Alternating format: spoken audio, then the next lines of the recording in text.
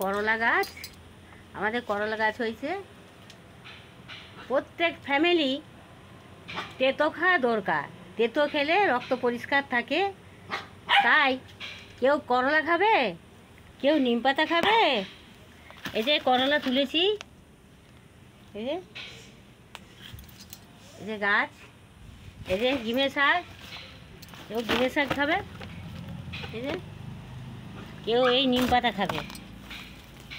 শরীর ভালো থাকবে, প্রত্যেক ফ্যামিলি খাওয়া দরকার।